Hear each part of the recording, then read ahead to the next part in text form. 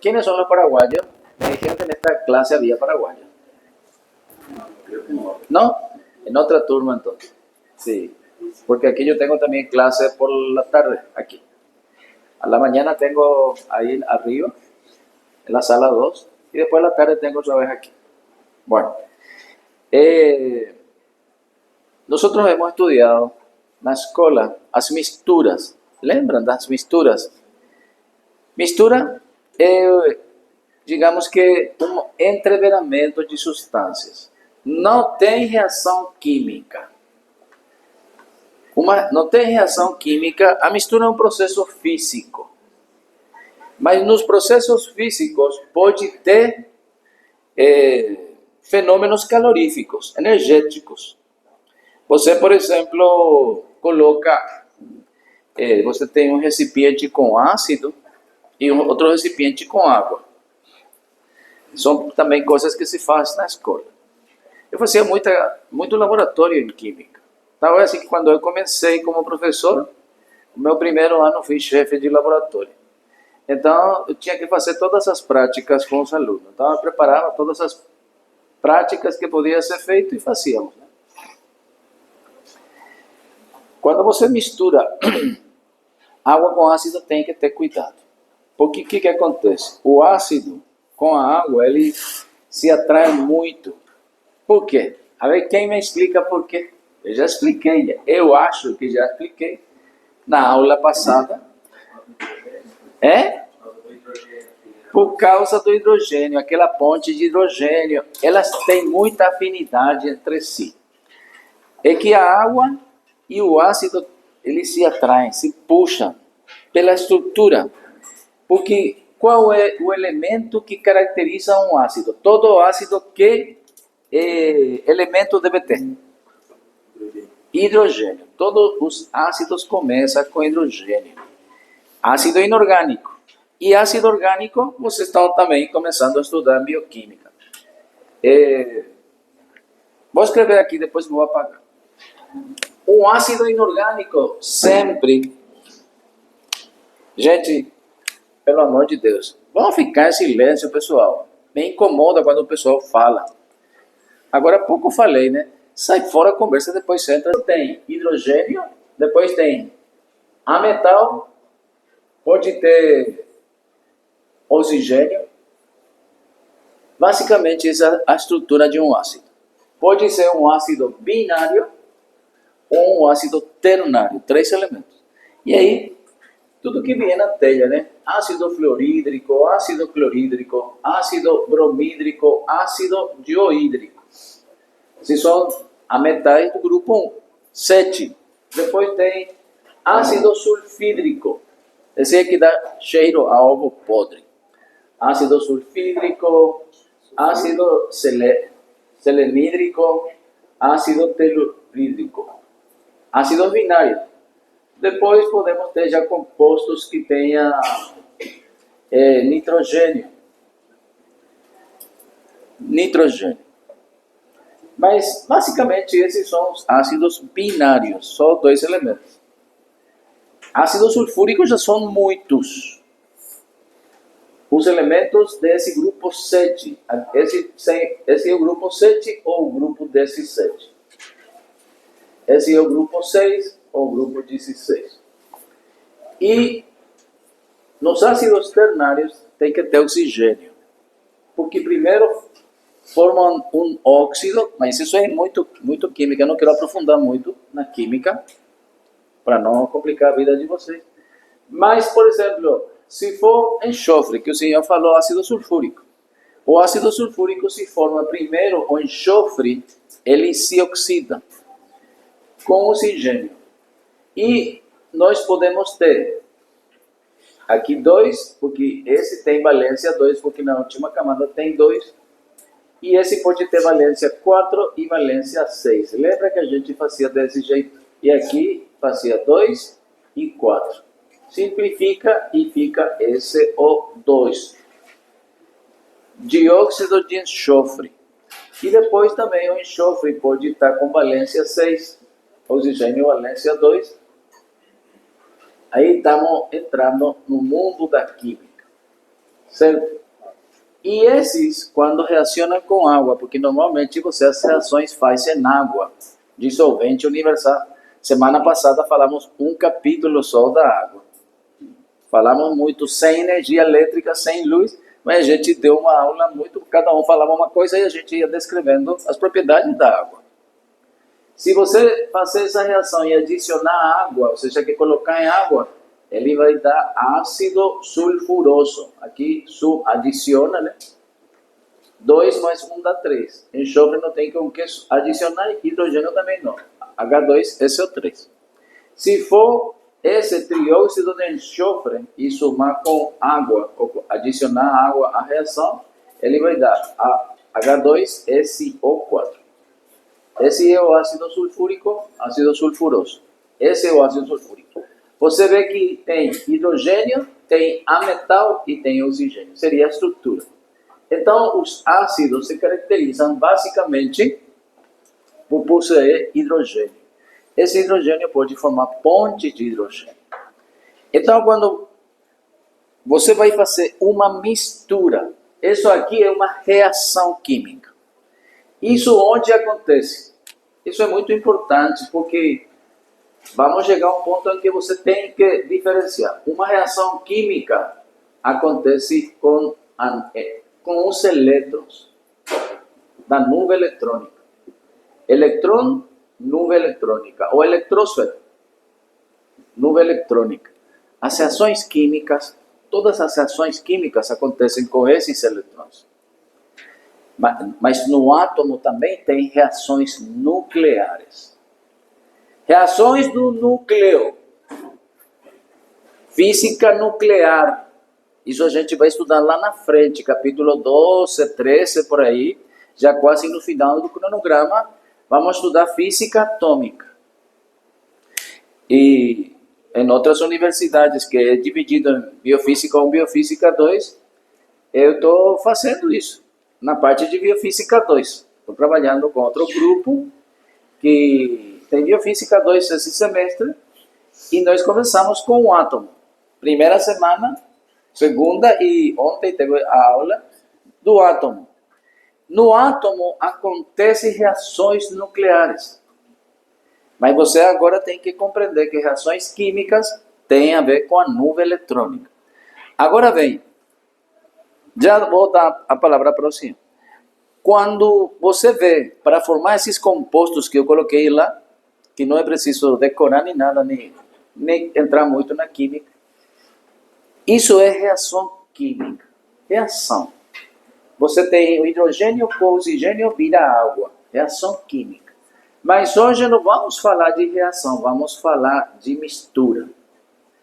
Na mistura pode ter energia, porque você pega um ácido desses, qualquer um desses, vamos pegar esse ácido que está no nosso estômago,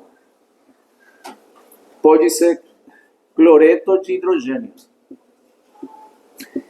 É que a nomenclatura química varia um pouco de país a país pela linguagem. Ácido clorito, em inglês. En Paraguay, en español nosotros decimos ácido, nombramos primero el hidrógeno, ácido clorhídrico. Também podemos dizer cloruro de hidrógeno. Mas é a mesma coisa, né? Dá para entender mais ou menos. Cloreto, por isso. Tá bom, então vamos colocar em espanhol porque o que eu manjo melhor é espanhol, né? Ácido clorídrico, ou cloruro de hidrógeno. Cloruro é cloreto para vocês, cloreto de hidrogênio. Esse gás, se eu agrego água,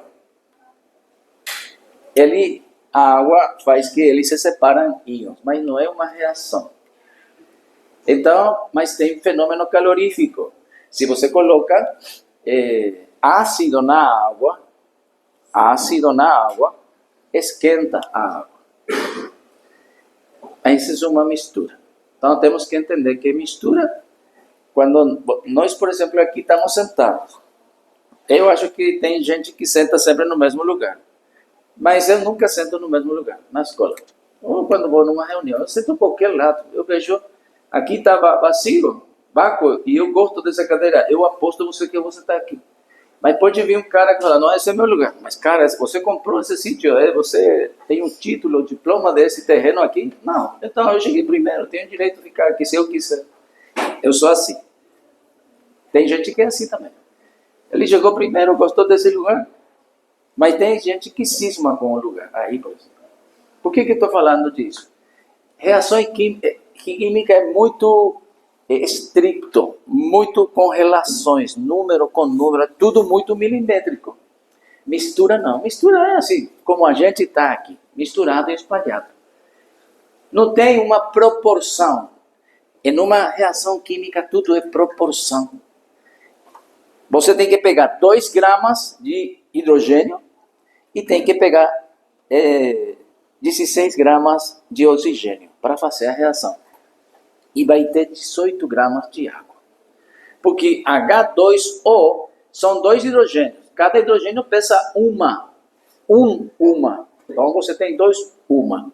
Oxigênio pesa 16. 16 mais 2 dá 18. Então é proporções fixas, constantes.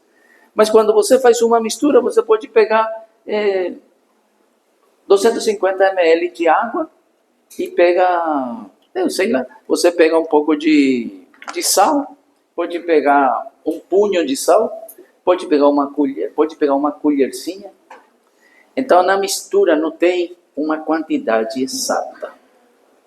Tá bem? Mistura é assim. Quantos homens e quanta mulher tem aqui? Tem que começar a contar. Mas a gente está aqui misturado. Em toda mistura tem 2 elementos, basicamente. Aquele que é solvente e aquele que é soluto. Soluto é aquilo que está sendo dissolvido. Por exemplo, sal, que dissolve, que está sendo dissolvido na água. Água é o solvente ou dissolvente, que é a mesma coisa, são sinônimos, e tem o soluto, que é o sólido. Agora bem, sendo mais específico, para você, se eu tiver, por exemplo, eu tenho água e tenho álcool. A gente já viu na semana passada que o álcool e a água se misturam bem. Se eu pegar 250 ml de água e 250 ml de álcool, qual é o dissolvente e qual é o soluto? Não dá para saber, porque estão na mesma quantidade. Mas se eu tiver 250 ml de álcool e 100 ml de água, quem é o dissolvente? O álcool, aquele que está em maior quantidade. Então, dissolvente é aquele que se encontra em maior quantidade em uma dissolução. E soluto é aquele que se encontra em menor quantidade. Tá certo? Tanto o soluto como o solvente pode estar nos 3 estados físicos: sólido, líquido, gasoso. A gente já sabe, inclusive, que tem 5 estados da matéria. Mas vamos ficar com os 3, porque os 3 que nós podemos ter na natureza assim facilmente. Uma mistura de um sólido com um líquido, água e sal. Uma mistura de um líquido com um gás. Por exemplo, oxigênio dissolvido na água. Na água tem oxigênio 3%. De cada 100 ml de água, 3 ml é oxigênio. E como você sabe, porque já está tudo medido, por que os peixes conseguem sobreviver na água? Tem oxigênio, ele respira na água, através das brânquias. Quando começa a esquentar a água, o peixe sai fora para abrir a boca para tentar pegar algum oxigênio. Mas ele respira pelas brânquias, tem que estar na água, mas ele está desesperado quando a água aumenta. Que tem criação de peixes, sabe? Porque a água não é tanta, né? Aqueles que você vai, paga e pesca, e você vai ver que os peixes saem em cima e abrem a boca tentando respirar. Porque na água já não tem muito oxigênio.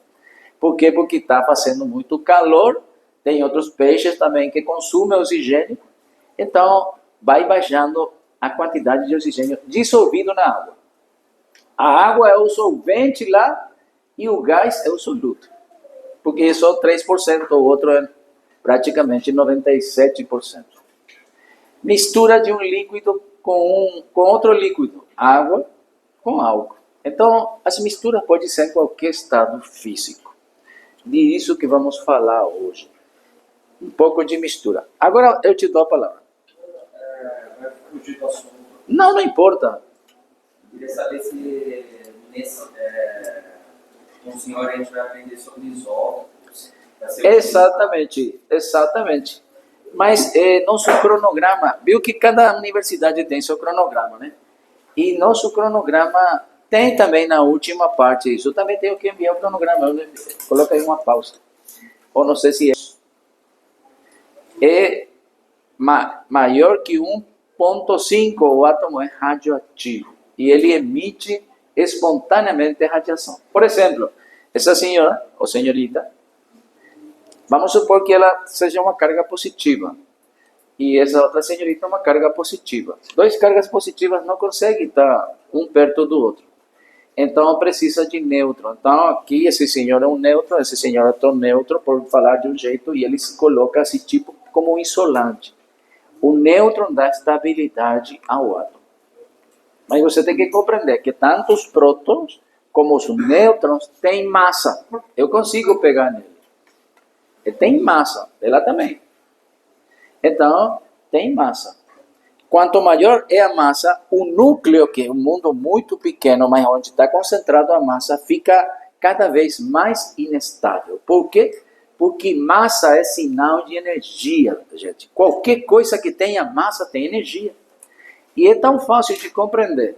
Com minha massa, se eu vou andando e eu não vejo a senhora e por acidente eu atropelo ela pode cair. Se eu venho correndo, com certeza ela vai cair. Se eu pegar ela desprevenida. Entende? Por quê? Porque ela tem energia pela massa. Lembra da famosa equação do Einstein? Que relaciona energia com matéria. Aí.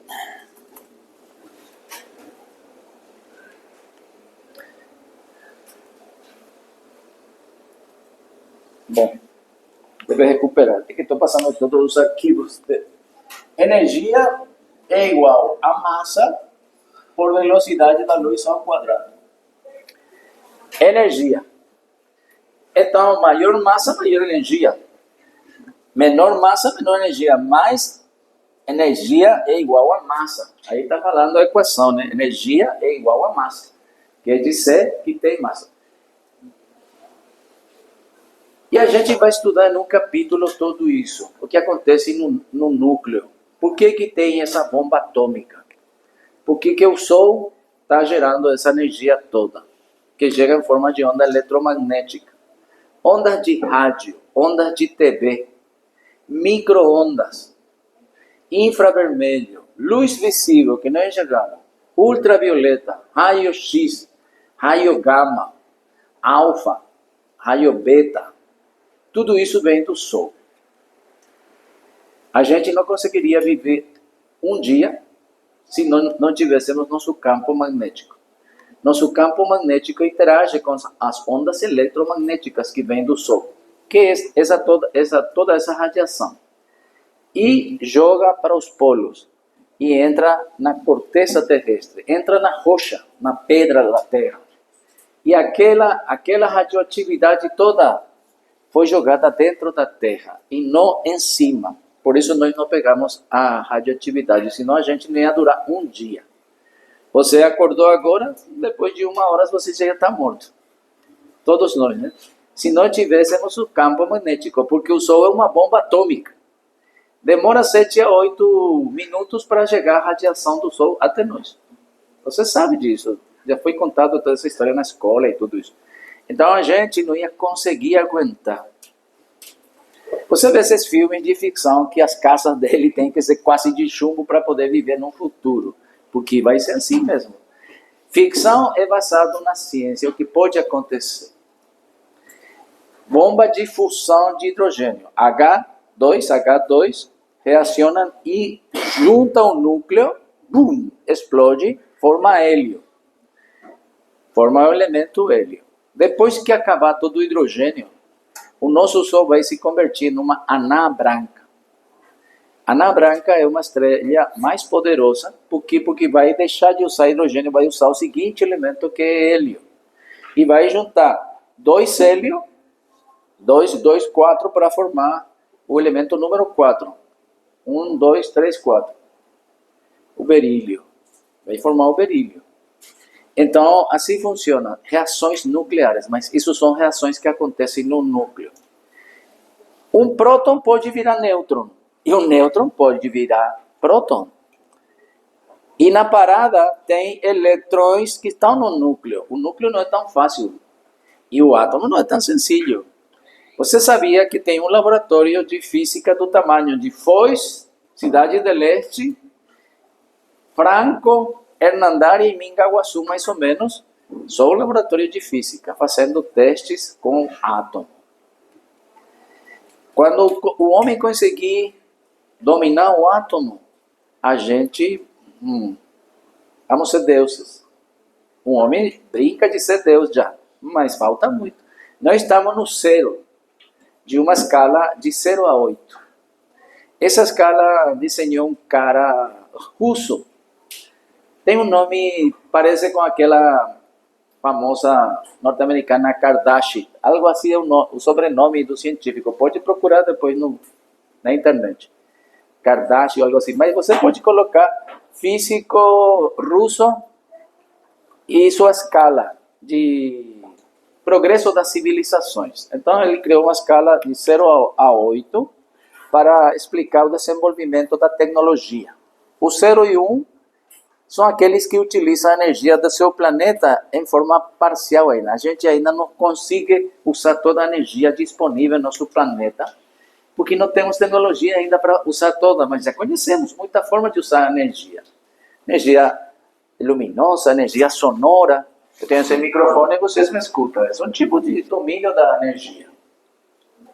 Energia da água, hidroelétrica, energia de todo tipo, né? Mas ainda a gente não mexe bem. Com energia nuclear, a gente não domina ainda essa tecnologia. Sabe usar, mas não domina. Então, no átomo tem muito segredo. Quando o homem conseguir dominar o átomo, vai fazer coisas incríveis. E nesse laboratório CERN, essa é a abreviação, que está em Suíça, né? Mas tem mais de 2.000 físicos trabalhando agora mesmo. 24 horas por 7 dias, sem pausa, sem parar. E mais ou menos há 3 anos descobriram uma partícula chamada bosão de Higgs, que explica que existe a matéria. Aquela partícula dá a explicação do que é matéria. Então, depois de muito pesquisar, descobriram aquela partícula. Então é assim, a ciência é maravilhosa. Vamos voltar um pouco aqui para não devagar muito, né? Vamos estudar. O senhor perguntou se a gente vai estudar toda essa parte, porque os isótopos, tem os isótopos que são estáveis e tem o isótopo que é radioativo. O homem utiliza a radioatividade também para curar. Aquele Césio-137 do acidente, todo brasileiro sabe daquele acidente com material radioativo, ele mata, bem rápido. Acidente em Chernobyl matou mais de 300.000 pessoas. Aquelas 2 bombas que caíram no Japão mataram, assim, praticamente 100.000 pessoas. As 2 bombas mataram mais de 100.000. 70.000 e 70.000 falam assim, na literatura, né? 140. Mas alguns morreram já depois como consequência da radiação. Então a radiação mata, mas a radiação controlada salva vidas. O câncer é tratado com radiação. Então a gente vai pegar um material radioativo que está na tabela e o homem consegue fazer remédio. Vai inserir na veia ou vai fazer uma pílula e vai tomar um material radioativo. Aquele material radioativo vai se localizar mais onde tem o tumor ou vai ajudar para ver a forma onde que está, como está o funcionamento do nosso organismo todo. Isso vamos estudar nesse capítulo. Os isótopos radioativos, que vira radiofármaco. Radiofármaco. A matéria se chama radiofármaco, essa parte que estuda tudo isso. Vamos chegar lá. Então vamos começar com os coloides e os sistemas dispersos. Aqui o fundamental é o coloide. E vamos ver algumas... Vou apagar aqui isso que escrever. Isso só é uma introduçãozinha. E nessa disciplina você vê que a física e a química é uma só, que estão sempre juntas. Intervém nossa biologia. Então, suponha isso que eu falei, uma mistura. Tem uma mistura e tem duas fases. E estamos vendo essas duas fases. Estamos vendo essas bolinhas, que pode representar qualquer cor. E tem outra fase que está aqui, que está completa aqui no fundo, essa cor azul ou celeste, né? Então tem uma fase contínua. Uma fase contínua. E tem uma fase dispersa. Então, em toda dispersão tem sempre dois partes. Uma é a fase contínua e outra é a fase dispersa. Aqui. Então, um coloide ou um sistema disperso se denomina a uma mistura heterogênea, formado por duas fases. É uma mistura. Então, uma dispersão é uma mistura heterogênea. Não vamos entrar a estudar as misturas, porque a mistura é muita coisa para falar. Você precisa de uma aula completa, de uma manhã de 7 a 12, mais ou menos, para falar de mistura. Porque a mistura não é tão simples assim também. Tem muita coisa que podemos estudar numa mistura.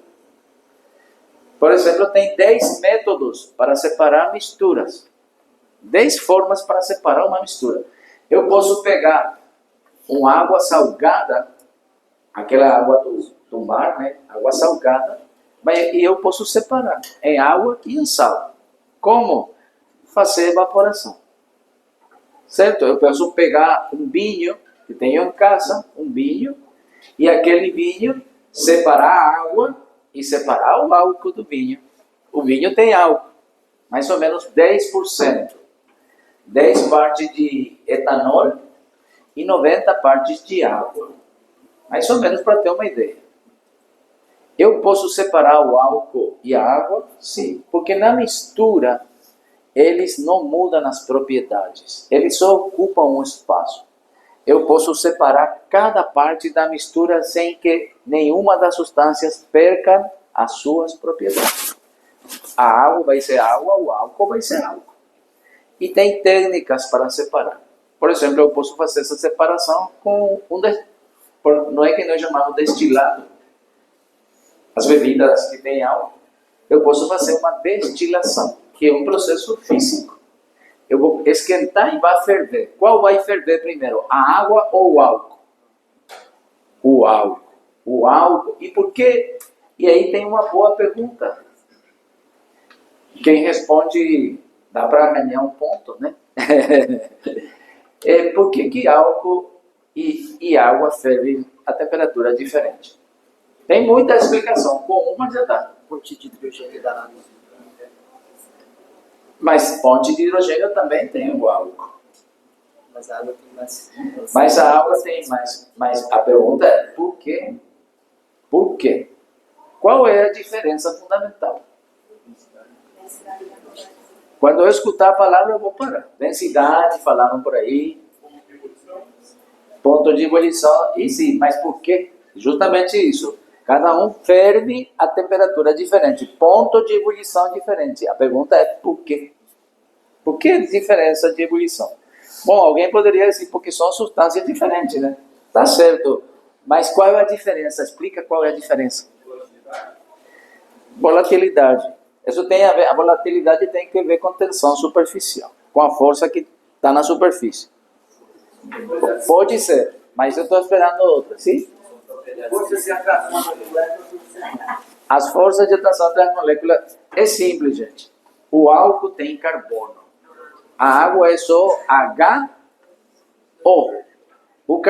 O álcool é HO, mas tem carbono na parada. Metanol tem um carbono. Etanol tem 2. Propanol tem 3. Butanol 4. Pentanol 5. E assim sucessivamente.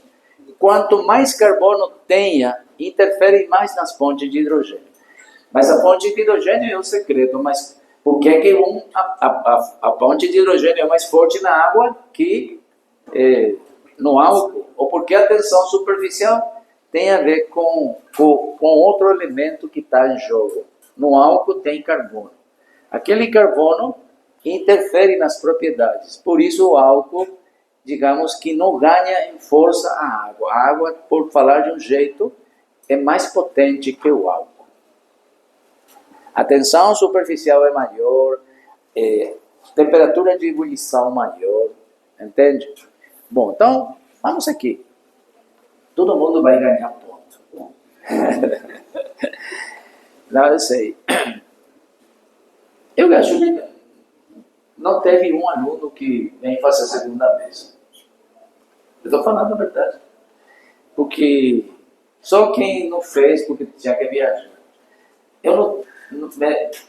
Minha intenção não é segurar ninguém. É ensinar vocês a aprender e passar. Eu dou que tem que estudar. É muito fácil passar comigo. E passar essa matéria comigo. Eu não sei, eu dou outros professores, não sei. E não estou interessado também não. Mas eu não venho para deixar ninguém. Vamos começar então a estudar. O material não é extenso. Então vamos fazer bem rápido. E se pudermos começar pH, então vamos começar pH. Bom, como vocês veem, estamos estudando um sistema chamado disperso, nós podemos falar uma mistura, porque aqui se denomina mistura heterogênea. Então, você pode definir uma dispersão como uma mistura heterogênea. Heterogênea é quando as propriedades intensivas são diferentes. Quer dizer que se eu conseguir separar essa mistura, e eu estudar essa propriedade, eu posso falar bolinha, color vermelha, diâmetro tal, densidade tal. E eu posso separar o outro, se é um líquido, eu vou falar líquido azul, fonte de hidrogênio, ferve 100 graus, congela 0 graus. Cada um vai ter suas propriedades físicas e químicas. Porque cada substância química cada substância na natureza tem propriedades físicas e propriedades químicas. Propriedades químicas são as reações químicas que ela pode fazer. E propriedades físicas são isso, densidade, ponto de ebulição, ponto de fusão, como se comporta com a luz, se a luz é desviada para a esquerda ou para a direita. Porque isso depende das moléculas que estão dentro. Então, quando se comporta de um jeito, a luz sempre vai girar à esquerda. Leva o giro, que gira a luz para a esquerda. E outro à direita. E você vai me perguntar, mas para que isso serve? Serve para os químicos, para o médico, para saber se essa substância se comporta de uma forma ou de outra forma. Então, toda substância na natureza tem propriedades físicas e químicas. Então, se é uma dispersão, posso separar cada um, e cada um vai ter suas propriedades. E nessa dispersão, são duas substâncias, uma fase contínua ou dispersante e outra fase descontínua ou dispersa. Bom, essas dispersões podem ser uma dispersão, digamos que, aqui fala, né, tem uma palavra meio estranha, gruesa. Quer dizer que é uma dispersão de um tamanho grande, quer falar. E tem outras suspensões que as partículas já são mais finas, que estão misturadas, mas tem a ver com tamanho. Então, começamos já a falar que essas dispersões têm tamanho, porque essa substância tem um tamanho. Quando você mistura sal com água, as duas têm o tamanho das partículas dela. O sal tem o tamanho e a água tem o tamanho dela. O tamanho você pode ver com a questão do rádio. Um átomo tem um rádio, tem uma distância do núcleo até a nuvem eletrônica. Aqui tem assim. Então você tira o diâmetro, a metade e aqui. E se tiver dois átomos que estão sendo ligados, são dois átomos que estão formando, por exemplo, uma ligação, você toma essa distância e essa distância. E então, você faz essa distância dividido por 2. Aí você tem o rádio do átomo. Então, tudo já está medido. Eu posso saber. Então, nas dispersões pode ter tamanho. E de acordo com esse tamanho, nós vamos ter soluções coloides ou uma suspensão grossa. De acordo com o tamanho. A gente vai ir vendo um pouco. Vamos passar. Novamente, para você ver e fixar mais. Então, em toda a dispersão, vamos ter duas fases: fase dispersa e fase dispersante. A dispersa é a fase que tem as partículas ou gotas, e o dispersante é o meio no qual se encontra. Falando de outro jeito, aqui tem a água, seria a fase dispersora, e o refresco que vamos preparar, a fase dispersa. E isso dá aqui um sistema disperso. Bom, dependendo da natureza das substâncias e do tamanho, eu posso ter uma solução. Solução normal, isso tem a ver com o tamanho.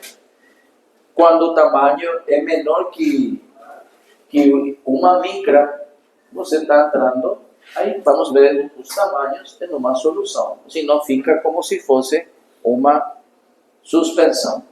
Mas a gente vai vendo essa questão dos tamanhos. Vamos ver primeiro algumas propriedades e o que acontece. Quando eu preparo uma dispersão, você vai ver que temos uma partícula. Matéria, tudo que é matéria, quando você divide, vai dividindo, vai ter uma partícula. Certo? Depois dessa partícula você já chega ao átomo. E o átomo tem partes: próton, nêutron, elétron. Essa questão que vamos estudar lá no final, o átomo. Tem o núcleo, a parte central, e a nuvem eletrônica, né? Quer dizer que uma partícula tem um tamanho, por mais pequeno que seja. Você preparou água com sal, ou água com um refresco. Você tem partículas lá. O que acontece? Toda partícula é influenciada pelo campo gravitacional da Terra. Então, tudo que tem massa, o que vai acontecer com ele? Vai cair. Normalmente cai. Um sólido cai.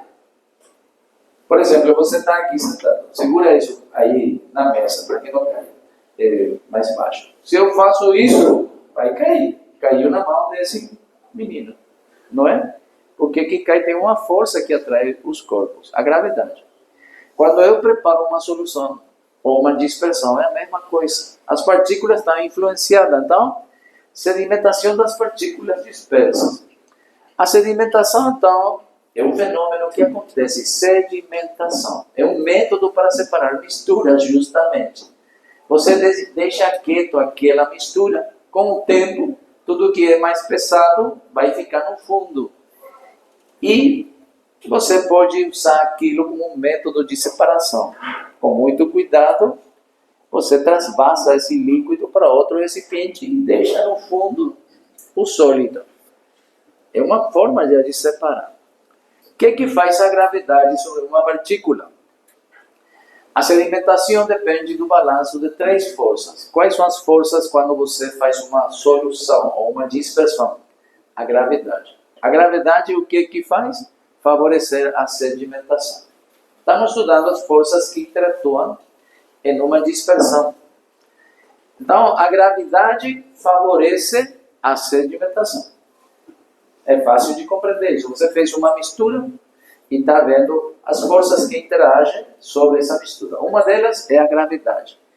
A gravidade é a favor do quê? Da sedimentação. Então, aqui está mostrando uma partícula e aqui tem um líquido. Isso é uma mistura, né? Nesse caso, nós estamos falando de dispersão, né? Tem um solo, essa partícula é um soluto, é um sólido. E o líquido é a fase dispersora. Essa partícula, aunque você não venha pensar muito nisso, mas aqui é importante, né?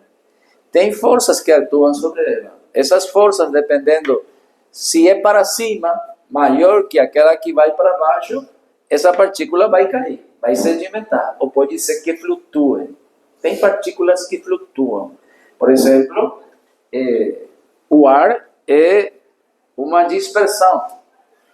No ar, o que está disperso? Vamos ver quem responde. No ar, o que está disperso? Oxigênio, pó. Pó, por exemplo. Pó. No ar, porque ar é gás, né? E tem vários gases, nitrogênio, oxigênio, tá bom. Uma das fases é gasosa, a outra fase é sólida. No ar tem muitas partículas sólidas. Isso que dá alergia, por exemplo, tem muita gente que é alérgica, né? Essas são as partículas que estão dispersas. Pode estar uma bactéria no ar. Bactéria, não é? Tchum! Aí sai um vírus, né? Ou pode ser uma bactéria também, uma partícula. Uma bactéria é uma partícula. Um vírus é uma partícula. E pode estar flutuando. E ela não cai. Se você olhar aqui, quem está mais perto pode olhar. Aqui tem essa luz que está saindo e tem umas bolinhas que estão flutuando literalmente. Não está caindo, está flutuando. Não sei se estão vendo. O fenômeno foi estudado pelo Tyndall, um cara que estudou essas propriedades que tem essas dispersões. Pode dar um exemplo também, a questão do HDL, LDL no sangue, por ser mais denso. Então, Também pode ser. Muito bem. É assim mesmo. Então, é o exemplo. Aqui, esse que estamos vendo também é um exemplo. Então, o que está falando aqui sobre essas partículas que estão dispersas, qualquer líquido, poderia ser o sangue, como ele falou, né? Que os lipídios que estão flutuando. Essa sedimentação vai depender da gravidade que favorece. E essa partícula não está sozinha. Tem outras por aí cerca, que é parecida com ela, ou diferente, não importa isso. Pode ter a mesma forma, ou pode ser outra partícula redonda, pode ser outra partícula, não sabemos. Temos que ver que forma tem. Pode ter outras partículas. São muitas, aquelas que estão dissolvidas, né? Estão ocupando um espaço só, assim como nós aqui. Alguns mais alto, nós aqui tem gente mais alta, mais baixa, mais gordinho, tipo eu, vou falar por mim, né? Estou com sobrepeso de 10 quilos, mais ou menos. Então, fricção, atrito, as partículas se atritam. Porque eles não estão quietos, estão em movimento. Eles têm movimento de rotação, movimento de translação e movimento de vibração. O movimento das partículas e os átomos que formam essas partículas só para quando chegar ao zero absoluto, onde para a energia. Negativo 273,15 graus Celsius. Zero absoluto, zero Kelvin. Aí a energia parou. Não tem energia, nenhum corpo se mexe. Não tem vida. Mas isso no líquido não acontece, porque o líquido você chacoalha e você vê que se move, tem energia. As partículas, então, fricção. A fricção dificulta a sedimentação, gente. Por quê? Porque esse atrito, fricção é atrito, vou escrever aqui, para quando você estudar saber. O atrito dificulta a sedimentação, porque esse atrito na realidade são energia de movimento. E se esse está vindo e se atrita na realidade é como se fosse um choque, uma batida de carro, imagina. E a gente estudou batidas, eu não sei como chamava vocês quando estudaram na física, mas em Paraguai, em espanhol, nós estudamos os choques elásticos e inelásticos, perfeitamente elásticos, perfeitamente inelásticos. Choques. é a mesma coisa. La misma coisa. Tá, beleza, obrigado. Então, os choques. Quando esse bate com esse, então ele pode ser que, se a massa é maior, pode ser que a resultante venha para baixo. Ou pode ser que ele seja repelido para cima pelo impacto. Mas movimento é energia. Então, por isso, o atrito ou a fricção dificulta a sedimentação. Porque aqui diz, sedimentação depende do balanço de 3 forças. A gravidade sempre está a favor, porque a gravidade sempre vai estar no centro de massa, digamos, e vai puxar para baixo. Esse é um corpo irregular, fica mais difícil calcular o centro de gravidade, mas tem um local onde a gravidade vai atuar. Então tem que fazer alguns cálculos para calcular o centro de gravidade. A gente fez esse cálculo na escola. Ver quanto é de x, quanto é de y, e fazer o cálculo. Tem um cálculo para fazer, para calcular centro de gravidade, centro de massa. A gente fazia na escola, com aqueles blocos. Quando o corpo é regular, tem uma forma bem regular, é mais fácil. Mas quando o corpo já é irregular, já fica mais complicado fazer o cálculo de centro de massa. Mas a gravidade sempre atua no centro do corpo. Se o corpo for irregular, tipo uma circunferência, vai estar no meio. Se for um quadrado, na interseção das diagonais, certo? Então, o centro de gravidade vai... A força da gravidade vai atuar aí e vai puxar para baixo. Então, a gravidade está a favor da sedimentação. Mas a fricção, o atrito, dificulta. Estou explicando por quê. Tem essas batidas. Aquelas batidas pode fazer que jogue o corpo para cima de novo e não caia. E a força de flotação. Tem corpos que flutuam mais facilmente, por exemplo, no líquido que está, porque tem a ver a densidade. Aí foi que falou nosso colega muito bem, né? Os tipos de lipídio que está na água, que forma nosso sangue. Então, a força de flotação. A fricção, esse atrito, a sua vez, está composta pela densidade e da viscosidade do meio. A água tem uma viscosidade, o óleo tem outra viscosidade. Sangue, digamos que com pouco lipídios, com nível aceitável, tem uma densidade. E quando tem muito lipídio no sangue, tem outra densidade. A pessoa que mora em Brasil tem uma densidade de sangue. O cidadão que mora em Lima, ou em Peru, ou em Chile, tem outra densidade de sangue. Sabia por quê? Porque a quantidade de hemoglobina é diferente. O glóbulo vermelho é diferente. E massa tem a ver com densidade. Porque densidade a gente estudou na escola, se eu representar por V, é igual a massa sobre volume. Então depende da massa, mas também depende do volume. Então tem muita coisa que temos. Nós vamos estudar no capítulo 6 por aí. Vamos estudar hemodinâmica. Como que se movem os fluidos, o sangue. E vamos ver como influi os compostos formes, ou seja, que as células no sangue. E aqui vamos falar da viscosidade. Vamos definir bem o que é viscosidade.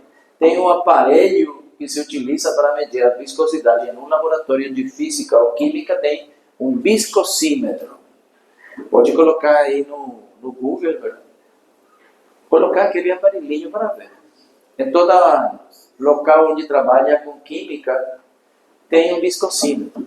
Para que serve aquilo? Para medir a viscosidade dos líquidos. Isso é importante, sim, porque é uma propriedade física. Você mede a viscosidade, porque um remédio tal, um xarope tal, tem que ter uma viscosidade tal para poder ser tomada. Então, os farmacêuticos, os químicos no laboratório fazem com uma viscosidade tal. Pode ser medido a viscosidade. Então, a fricção que tem aqui vai depender da viscosidade do meio, do líquido, e também das partículas que estão batendo entre si. A força de flotação, porque se essa partícula flutuar, como essa que estamos vendo aqui, essa flutuação vai depender da densidade do meio, nesse caso o ar, e o volume das partículas. Então, apenas estamos começando e estamos vendo como já se comporta uma dispersão. Bom, então, aqui eu vou dar uma pulada para dar o conceito de coloide. Esse é um coloide, essa é uma solução e essa é uma suspensão. E do que vai depender? Vai depender do tamanho. Vou apagar bem aqui, parece que não. Vai depender do tamanho das partículas. Então, para classificar uma substância como um coloide, vai depender das dimensões das partículas. E essas partículas estão entre 1 e 100 nanômetros.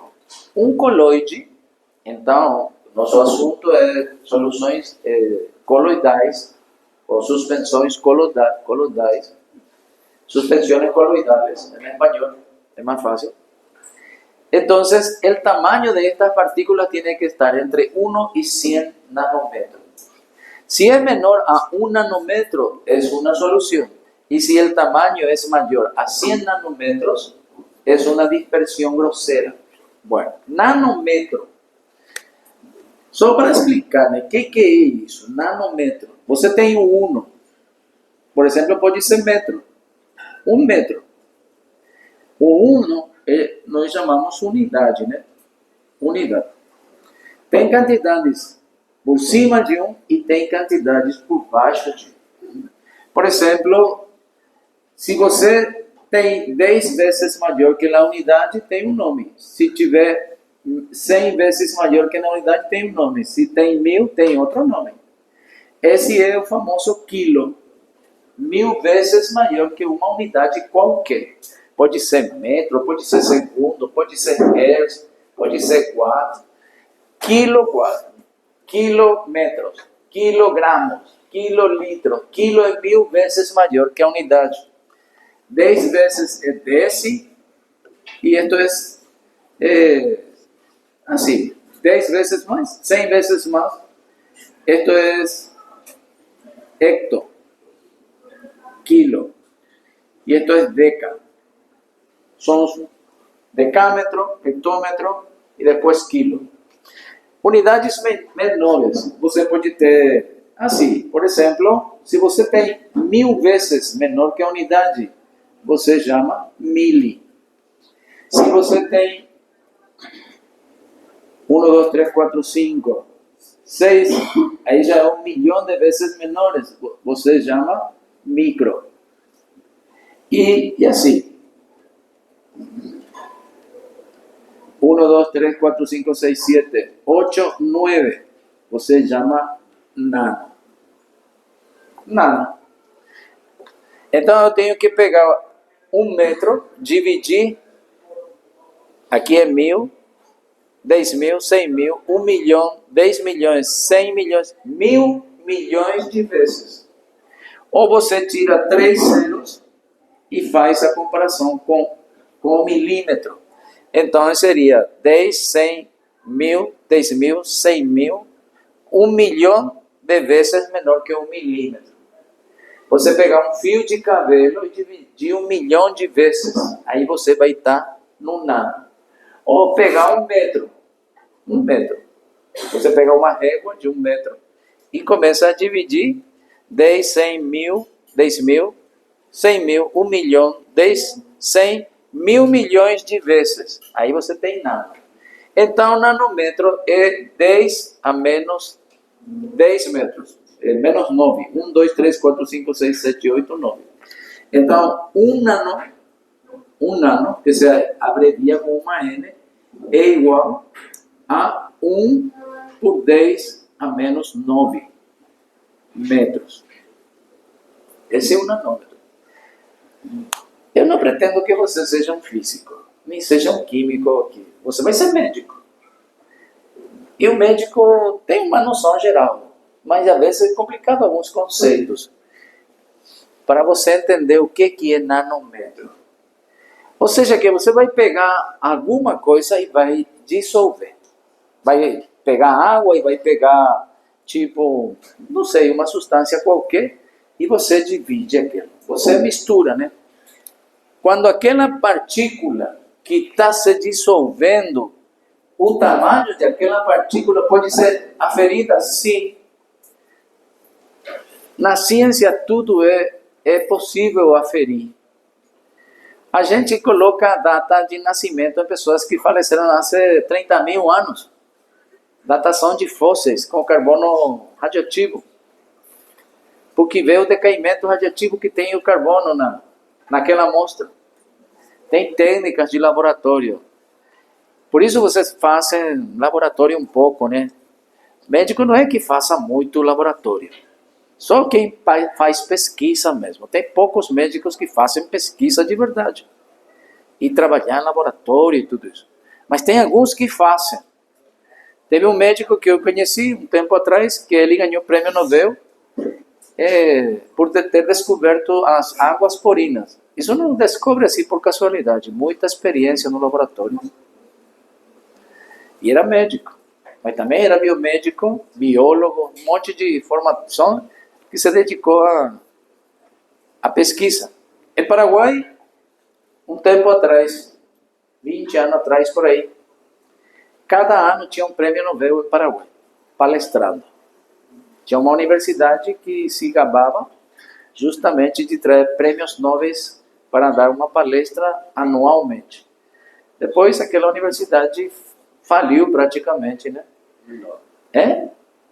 A Uninorte. A Uninorte trazia prêmio Nobel em Paraguai para palestrar, uma vez ao ano. Eu participei uma vez porque custava dinheiro o ingresso, né? E aquela oportunidade eu estava dando, era professor na Uninorte, e veio esse doutor que descobriu as proteínas, as aquaporinas. E ele contou, né, que para um descobrimento daqueles, eles tardaram como 30 anos de pesquisa em laboratório. E tinha tipo 50 pessoas trabalhando. Um orçamento de milhões de dólares. A pesquisa não é barato. E nossos países, Paraguai menos, né? Brasil tem mais pesquisa que Paraguai. Paraguai nem vacina desenvolve. Brasil é em São Paulo, Instituto Butantan, eu fui conhecer em São Paulo, né? Eles pesquisam a vez, descobrem muitas coisas. Brasil tem mais investimento em pesquisa, mas é pouca ainda.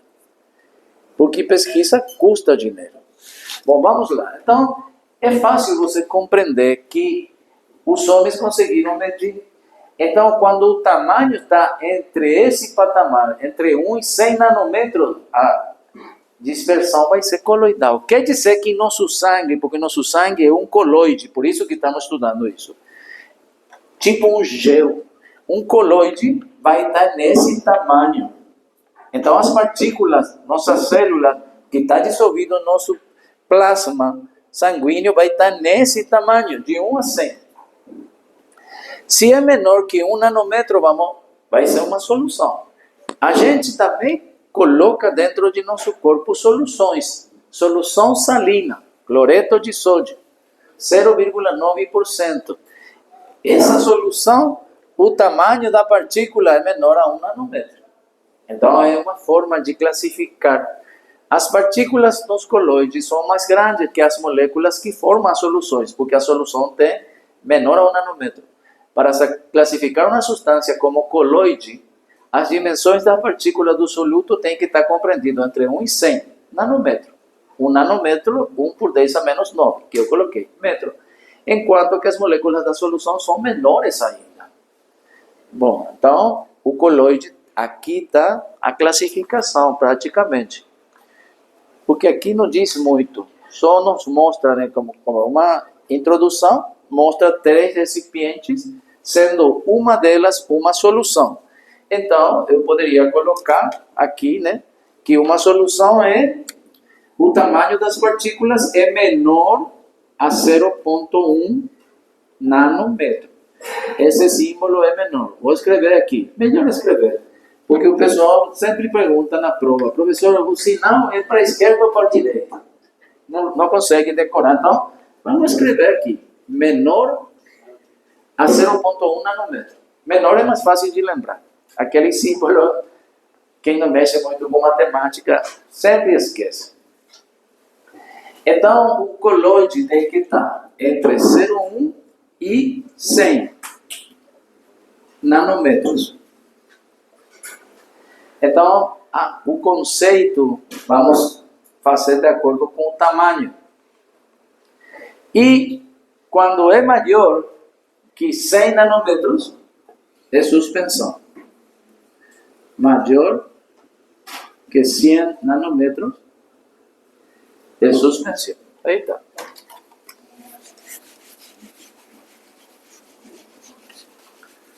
Bom, vamos continuar. Vamos ir um pouco mais rápido. Bom, nós vamos começar a focar um pouco sobre os coloides. Então, como definiria um coloide? Se caísse na prova, coloide é uma mistura onde o tamanho das partículas está entre 1 e 100 nanômetros. Esse seria o conceito. Bom, então, esse coloide que está aqui eu coloquei uns exemplos. O que mais nos interessa, olha aqui, a leite, por exemplo, grasa que está dissolvido na água, por exemplo, pode ser um coloide. Maionese, mas o que mais nos interessa, por exemplo, a gelatina e Na gelatina nós temos água e temos proteínas. E, por exemplo, o sangue. Eu coloquei alguns, mas o que interessa mesmo é isso, o sangue. Então, ele é o exemplo de coloide. Quer dizer que as partículas que estão lá em nosso sangue, o tamanho, as células, o tamanho vai estar entre 0,1 a 100 nanômetros. As células sanguíneas estão suspendidas no plasma, tá bem? E aí tem outros exemplos. Bora. Os tipos de coloides. Tem dois tipos de coloides, gente. Tem coloides hidrofílicos e tem coloides hidrofóbicos. A palavra hidro, a gente já sabe, eu acho, né? A palavra hidro vem de água. Então, hidro é água. Filo, no latim, significa amor. Filo. E fóbico, todo mundo já sabe, né? Homofóbico. Tudo que é fóbico é, digamos que, desamor, não gosta. É tipo ódio. Odia a água. Odia a água. Essa é uma O. Odia a água. Então, tem coloides que gostam da água, que amam a água, e tem outros coloides que fugem da água. Tá bem?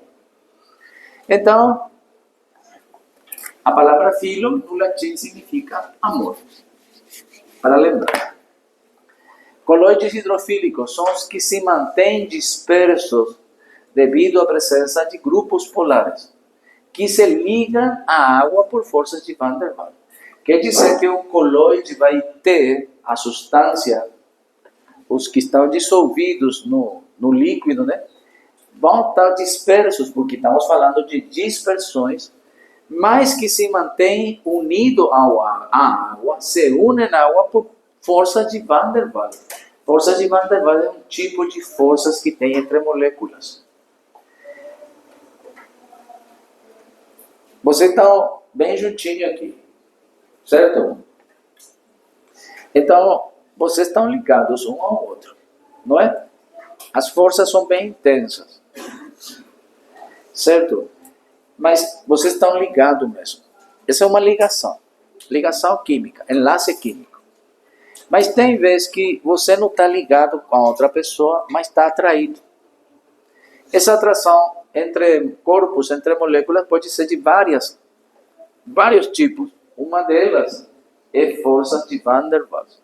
Tem forças de London, forças por ponte de hidrogênio. Uma delas, forças de Van der Waals. Van der Waals é um sobrenome de um científico, acho que é alemão. Então, estudou que tem essas forças. Então, a substância que está dissolvida na água fica atraída pela água e fica unida, fica ligada por essa força. Os coloides hidrofóbicos também estão dispersos, mas por repulsão. A água repulsa ele por cargas elétricas na superfície. Então, tem dois tipos de coloide: hidrofílico e hidrofóbico. Coloide hidrofílico, hidrofóbico. Mas aqui, vou passar um pouco, aqui está melhor explicado isso. Porque a gente, daqui a pouco, vamos estudar membrana celular. Acho que na unidade 6, por aí, está membrana celular. E esse, aqui, se você vê, essa é a típica formação da membrana celular. Uma camada de fosfolipídios e aqui tem outra. E olha aqui, o interior é água. E aqui fora também é água. Digamos que nos coloides hidrofílicos, a água gosta desse coloide e fica assim. Aqui. E isso seria um exemplo de hidrofóbico. El agua aqui, este seria o agua. E estas sustancias no están disolvidos dentro del agua. Están dispersos, pero están apartados del agua. Como vemos, está en esta región donde no hay agua.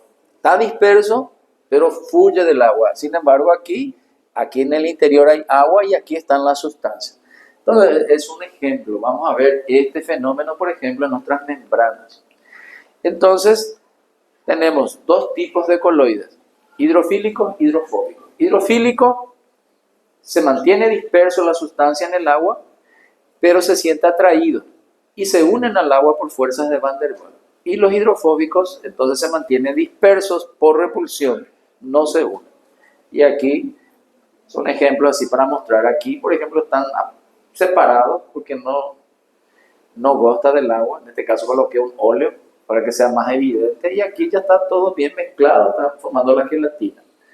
Bueno, los coloides hidrofílicos. Y aquí explica un poco las propiedades. Dice, las partículas dispersas tienen atracción por el agua o solventes polares. Y ahí ya puede ser otro solvente, por ejemplo, el alcohol es un solvente polar. El coloide es estable en agua. Es estable. Porque si el coloide es inestable, va a precipitar, va a sedimentar. Ya no va a ser un coloide, va a ser una sedimentación. Sin embargo, este coloide es estable, você não precisa chacoalhar. Ele mesmo está bem dissolvido, bem dispersado na água. O coloide é estável. Então, a partícula que está dissolvida tiene una atracción por el agua. El coloide es estable y sus partículas se hidratan y se dispersan uniformemente en la fase continua. Esa es una característica ya. Atracción por el agua y estabilidad. Eso es importante porque si tenés un coloide que es hidrofílico, va a ser estable en esa disolución. ¿Qué estamos estudiando? Misturas. Estamos estudando uma mistura heterogênea. E conforme com o tamanho do soluto, é classificado em soluções, coloides e suspensões. Nosso sangue é um coloide. Então, aquilo que está dentro do nosso sangue, se a partícula que está no sangue é, digamos que um coloide hidrofílico, ele vai gostar com a água. E vai estar disperso na água e bem homogêneo. Mais à frente você vai compreender, gente, muita coisa, porque o sangue, você sabia que o sangue praticamente flutua no vaso sanguíneo? O sangue não fica colado no vaso sanguíneo. Eu preciso que você e você façam com suas mãos um arco. Peguem suas mãos, não, junta, não está bem. Aqui tem um arco. Imagina que esse seja um vaso sanguíneo com o piso. O sangue, gente, vai praticamente flutuando no meio, vai assim no meio. Porque quando gruda, se ela sai daquele, ela vai grudar. O sangue gruda nas paredes quando fica perto das paredes, gente. Porque no sangue vai o glóbulo vermelho, glóbulos brancos, as plaquetas. As plaquetas é uma cola. As plaquetas são cola. Se a plaqueta ficar perto das paredes, ele vai grudar. E vai formar um coágulo. Então, tem que ser muito estável o coloide. Obrigado. Tem que ser muito estável o coloide. Por isso estamos estudando. Porque você pode perguntar, vem aqui. Mas, caralho, desculpa a palavrão, né? Para que eu quero saber tudo isso? Não é? Para que eu quero saber isso? Mas tem a sua explicação. Estou explicando um pouco. Então, esse coloide, se é hidrofílico, ele vai estar legal naquele coloide. Porque aquilo que está dentro dissolvido, que pode ser as células sanguíneas, por exemplo, é só um exemplo, né? Vai estar legal, vai ser distribuído uniformemente. E nosso sangue vai ter um fluxo laminar, e não um fluxo turbulento. Porque se tem alguma coisa que não seja hidrofílica, hidrofóbica, ela vai querer fugir da água. E a água forma parte do sangue. Vai estar disperso de uma maneira caótica. Vai influir nas propriedades do fluxo sanguíneo, no movimento do sangue, por exemplo. Por isso que se você tem muito lipídio ruim, como você falou aí, pode ser que o sangue não flua muito bem, grude nas paredes e forma um coágulo. E aí vai ter um problema circulatório depois. Entende? Por isso é importante essa analítica dos lipídios, por exemplo, perfil lipídico. Então, para entender um pouco de que vai esse conteúdo. Então, coloide hidrofílico é atraído pela água, sente atração. Tem grupos químicos na superfície que interatuam favoravelmente com a água. Favoravelmente. Formando ligações de hidrogênio ou interação dipolo-dipolo. Estabilidade. Por essa atração, esse coloide hidrofílico é estável em água e suas partículas não tendem a se separar ou agregar. Agregar é precipitar. Se você tem um vaso sanguíneo e tem um coloide que é hidrofóbico, ele não vai fazer isso, ele vai precipitar, vai ficar pelas paredes e aí a pessoa se dana. O sangue, você vai estudar, é como se fosse um barco. E nesse barco ele tem uma frente de choque, uma frente de onda, e ela tem que ir no meio, a máxima velocidade. Pelas paredes, praticamente, a velocidade é zero. E ela vai só no meio do vaso. E quando ela pega nas paredes, vai grudar. Por isso que quando tem uma herida de um vaso que corta, o sangue sai, e aí ela vai pelas paredes, porque tem uma averia no tubo, né, na tuberia, e aí ele tapa aquilo, forma um coágulo e tapa. Depois já se estabelece aí. Se tem um ateroma, uma placa de graxa, né, aquele tubo, porque o vaso sanguíneo é um tubo, e se tem uma placa, a placa faz isso, faz uma pequena montanha dentro do tubo, de gordura, né, e o sangue vai e bate. Por isso que é complicado quando tem placas de ateroma no vaso sanguíneo. Se tem muita gordura no vaso sanguíneo. Isso vai fazer que a pressão aumente. Um monte de problema. Pode coagular o sangue. Bom, características do hidrofílico. Hidratação. As partículas se hidratam, já falamos. Hidratação é que fica rodeado por moléculas de água, ou estabiliza. E ele é irreversível. O que significa isso? No caso de que um coloide hidrofílico sedimente, o qual já vimos que não acontece muito, porque ele é muito estável, uma partícula volta a se dispersar na água. Essa é, então, se por acaso, porque quando você está dormindo, gente, quando a gente dorme, o sangue também circula menos, né? Quando você está fazendo atividade física, ou que seja, está dançando, está pulando, está correndo, o sangue mexe mais rápido, porque o coração trabalha mais rápido, bombea mais, retorno venoso aumenta, a frequência cardíaca aumenta e o fluxo sanguíneo aumenta, a velocidade do sangue aumenta. Mas quando você está em repouso, está dormindo, está numa boa, tem gente que a frequência cardíaca é muito baixa, o atleta, você vai estudar também que o coração tem um marcapasso natural, né? De 60 a 100 é o normal. Menos de 60 é bradicárdia, mas tem pessoas que são atletas que sempre estão em bradicárdia quando não faz atividade. Porque o coração está acostumado a fazer muito esforço, quando ele está sem fazer esforço, o batimento cardíaco dele é 50 e não é patológico. E nesses casos, o sangue praticamente está parando, entende? E o sangue que para pode coagular. Por isso que vocês vão estudar o ciclo cardíaco, né? O flutter, ou quando tem fibrilação atrial, forma coágulos. Por isso que você estuda o eletro. E quanto demora a aparecer a onda P. A gente vai estudar tudo isso. E se ela demora muito, é como se tivesse uma pequena parada, antes de voltar a transmitir o impulso. E aí o sangue pode coagular. Pode formar um pequeno trombo. Tudo isso, então, é importante. Aqui está explicando isso. O coloide hidrofílico tem umas propriedades muito legais com a água. Se dispersa muito bem, se junta com a água, não cria dificuldade. Então, a atração pela água, ela é muito estável e o coloide fica hidratado. Hidratado significa ficar rodeado de água. E também é reversível. São as propriedades que tem que saber.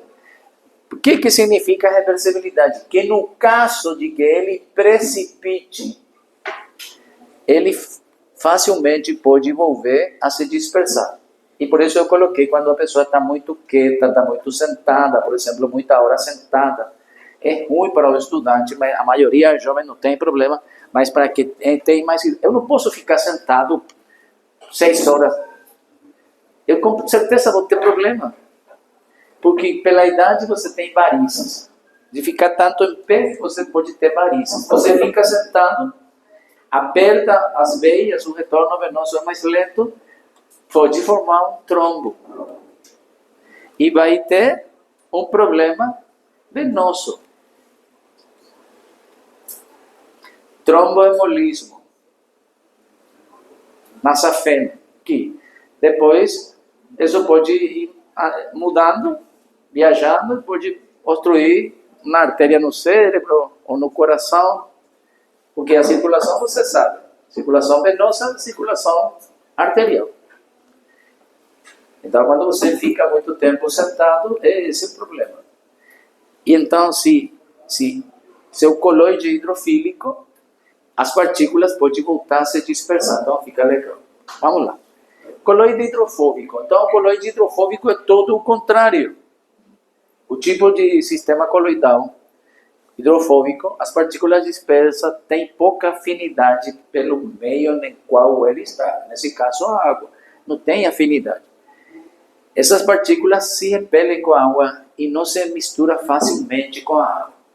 Então, já é um problema. Você tem algum coloide que seja hidrofóbico, então dificulta. Repulsão pela água é inestável, porque não tem afinidade. Então, é tudo o contrário que já explicamos, né? Bom, o coloide, aqui tem um erro, menos mal que eu já passei o material, vocês vão corrigir. Aqui estamos falando do hidrofóbico. Esse é um erro no material, na digitação, porque nós estamos falando do hidrofóbico. Hidrofóbico, repulsão pela água, é inestável. E as características do coloide hidrofóbico. Olha, essa é uma estrutura que você vai ver muito. E é uma pena, mas é química. E você teve que ter aprendido na escola já isso. Isso nós ensinamos no último ano, no segundo grau, aqui em Paraguai. Química do carbono. Você vê, aqui tem um monte de carbono. Carbono, carbono, carbono. Carbono, carbono. E toda essa linha em zigue-zague são carbonos. Então, aqui tem um grupo fosfato. Esse é o famoso fosfato. PO4. H3PO4. Perdeu 3H e ficou isso. Ficou PO4. Se juntou com glicerina. Esse era glicerina, um tipo de álcool. Aquele sabonete de glicerina.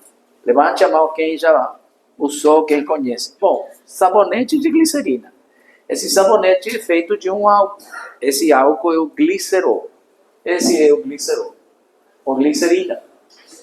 E logo ligou-se com o ácido. Esse é um ácido. Esse aqui é um ácido orgânico. E você tem que contar quantos carbonos tem. 1, certo? 2, 3, 4, 5, 6, 7, 8, 9, 10, 11, 12, 13, 14, 15, 16, 17, 18. Ácido esteárico. Ácido esteárico. Ou ácido octadecanoico. Porque tem 18. Octadecanoico. Decanoico é 10 e octa é 8. 18. Então, esse é um ácido orgânico. Esse é um ácido orgânico, porque você vai estudar agora em química, bioquímica, que um ácido orgânico é assim. Esse carbono está ligado com, tem um OH, aqui tinha hidrogênio e esse perdeu esse hidrogênio para formar água com esse composto que é o glicerol. Eu não quero entrar muita química para não criar drama, só quero mostrar a estrutura do ácido, porque você vai estudar isso. E aqui já tem esses carbonos. Para não escrever desse jeito, porque você pode escrever os 18 carbonos assim, é muito chato. E além disso, você tem que colocar os hidrogênios, né? H. E esse, inclusive, aqui tem uma ligação dupla. Essa é uma ligação dupla. Ou dupla ligação. Então, para nós escrever desse jeito, os químicos escrevemos assim. Ajuda a gente a ficar mais fácil. Faz assim. Então, cada parte aqui tem um carbono. É assim. E nesse caso, eu já contei, são 18 esteárico. É assim. Então, esse é um ácido graxo saturado e esse é um ácido graxo insaturado, porque aqui tem uma ligação dupla. Toda vez que tem ligação dupla, é insaturado. É bom saber, porque você vai usar muito. Então, esse ácido graxo saturado e insaturado ligado com glicerol e esse glicerol ligado com um fosfato, nós vamos encontrar em nossa membrana celular a doble capa de fosfolipídios. Esses são chamados de fosfolipídios. Então, a cola é hidrofóbica e a cabeça é hidrofílica, porque aqui tem um grupo polar, muito polar, porque aqui tem esse ácido, já falamos que o ácido formava uma ponte de hidrogênio, que era polar. Depois tem o álcool, que esse álcool, esse glicerol, pode formar ponte de hidrogênio. E esse é um ácido graxo, mas essa parte que não tem muito, digamos que carbono tem, mas não tem tanto, esse é hidrofílica e esse é hidrofóbica. Então, num fosfolipídio tem esse fosfolipídio é esse, gente. Está mais na frente aqui. Esse fosfolipídio. Olha aqui. Fosfolipídio, fosfolipídio. Fosfolipídio, fosfolipídio. A célula tem essa doble camada de fosfolipídios. Vamos estudar quando estudemos célula. Ou vocês já estudaram na biologia, não é? O ano passado? Então, o que acontece? Tem uma parte que é hidrofílica, essa parte, e uma parte hidrofóbica. Se tiver água na parada, que parte que vai estar mais perto da água? A cabeça ou a cauda? A cabeça. Essa cabeça vai estar mais perto da água. E isso vai estar fora da água. E isso que nós vemos aqui. Supostamente aqui tem água. E aqui dentro tem água. Seria intracelular, extracelular. Aqui tem água. Por isso que essas cabeças polares estão voltadas para a água. Agora está fazendo mais sentido, né? Essa cabeça polar. A cabeça polar é hidrofílico. Ele gosta de água. Então aqui tem água. E aqui também tem água. E aqui, essa região é apolar. Então, esses coloides que estão aqui, isso representa os coloides. Pode ser qualquer coisa, uma célula, qualquer coisa pode ser. Alguma substância que está dissolvida. Elas gostam da água e está dentro da célula. E essas não gostam. Esse não gosta. Então, tem.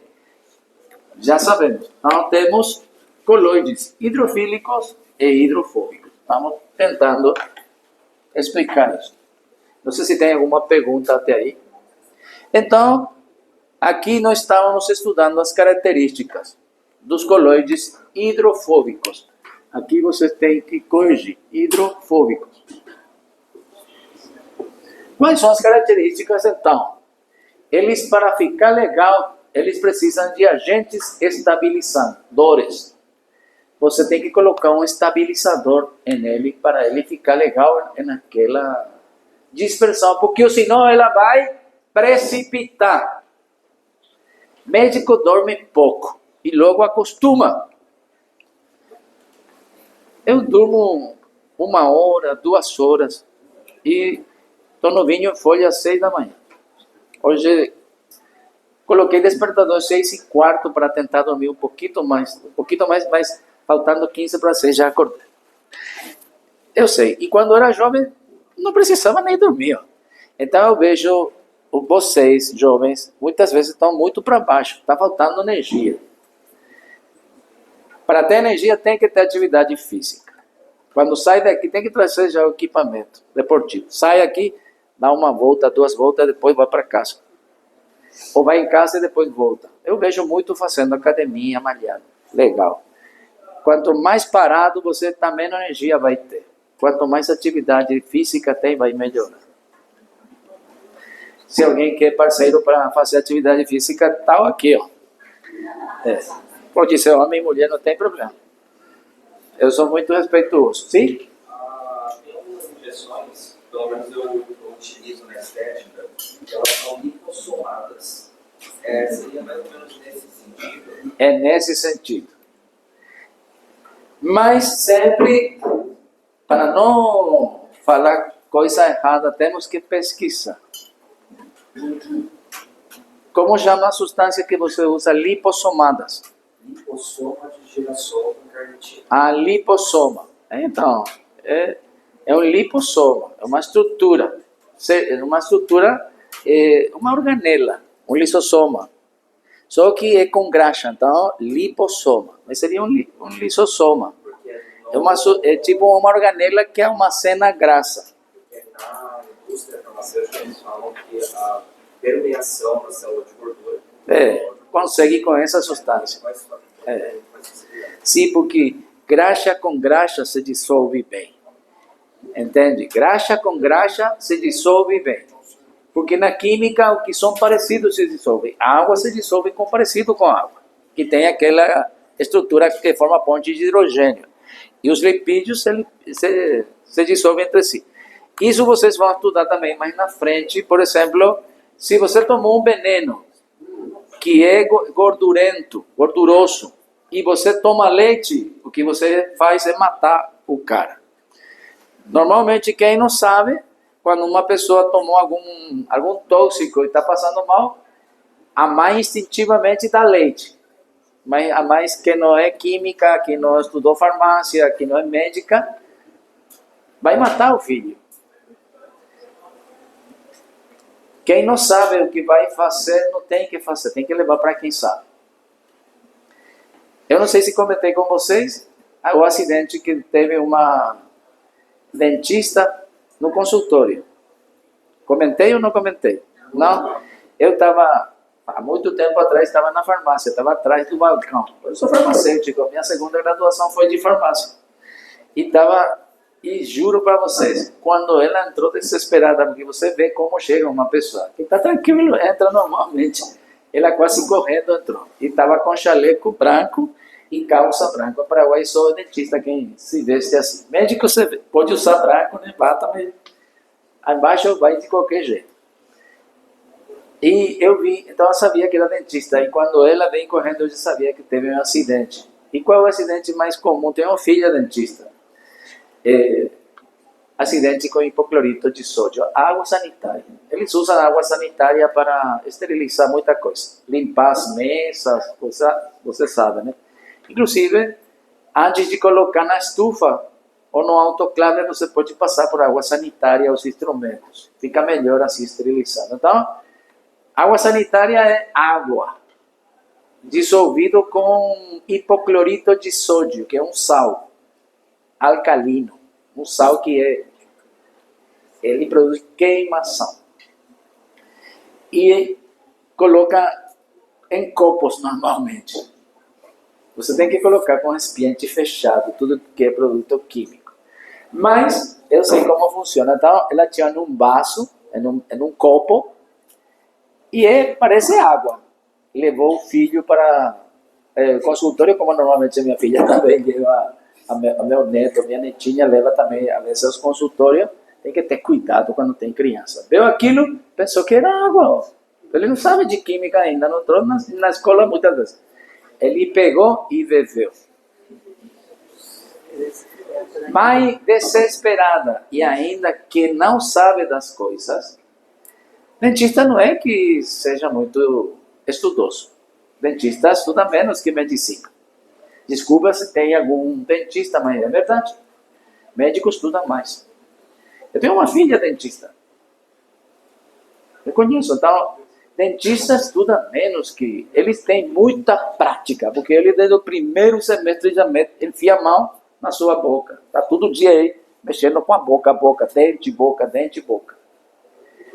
Então, a doutora não soube o que fazer e cometeu um erro que vai custar muito para o filho depois. Ele provocou vômito. E você vai compreender quando estuda tóxico que nem sempre tem que fazer vomitar. Coisas que é cáustica, corrosiva, você não precisa fazer vomitar, porque vai queimando de novo. Queima quando sobe, vai descer, vai queimar de novo. Se ela deixava queimar de uma só vez, tudo bem. Quando chegar no estômago, se neutraliza aquela substância, forma água e cloreto de sódio. Tem que saber a reação química.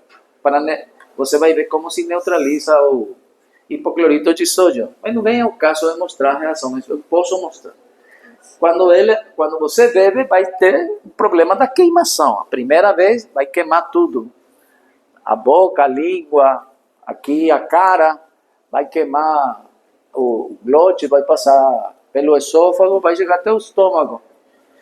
Mas quando chega no estômago tem ácido clorídrico. E lá o ácido vai neutralizar a base, porque hipoclorito de sódio é uma base. Pelo sódio, tem o hidróxido de sódio que é muito forte. Então tem uma reação lá. No caso tinha que dar água. A água sempre refresca, tinha que dar muita água. E depois levar para o pronto-socorro, né?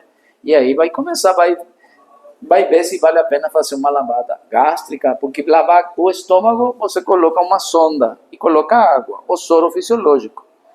Dilui aquilo, puxa tudo que está no estômago, mas puxa por uma sonda, que é uma mangueira de goma. Praticamente, você conhece uma sonda, senão ainda vai conhecer quando vai no hospital.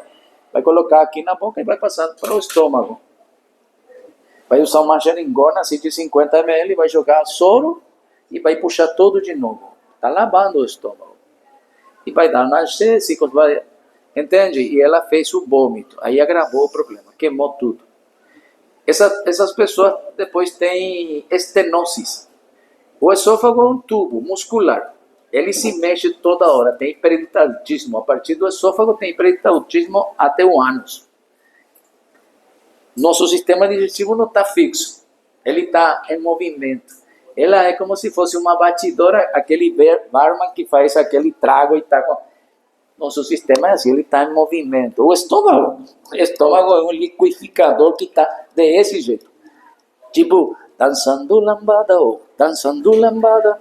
O estômago está assim, ó. E tem músculos que apertam, tem outros músculos que encolhem. O estômago pode esticar, pode encolher. Esticar, escolher. Tchup, tchup, tchup, tchup, tchup. É um processador. E ele está batendo. É um liquidificador. E os músculos que vão desde aqui por o esôfago também. Faz isso para que a comida vai entrando aos poucos e chega até o estômago. Quando você queima essa região, todos esses movimentos musculares ficam paralisados, praticamente. Queima toda a musculatura e depois cura e forma fibra, que já não é músculo. Fibra de outro tipo de fibra, que não é fibra muscular. E já não consegue fazer isso. Tem problemas para a deglução, não consegue nem tragar. Muitas vezes tem que operar, cortar, colocar outro tubo parecido para fazer a função. Então, quando você não sabe, é melhor não fazer nada. Por isso estudamos tanta coisa, que você pensa, por que eu estou estudando isso? Bom, então, os coloides hidrofóbicos precisam de agentes estabilizadores, porque senão ele vai precipitar. E quando você coloca esse estabilizador, se mantém estável, né? No meio aquoso. Então, exemplo de partículas que pode ajudar a estabilizar metais como metais de ouro, prata, hidróxidos metálicos e alguns tipos de lipídios. Ajuda a estabilizar.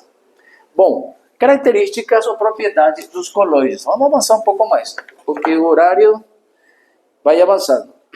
Falta 40 minutos. Quem fazer um intervalo breve de 10 minutos? Sim. Vamos aí então.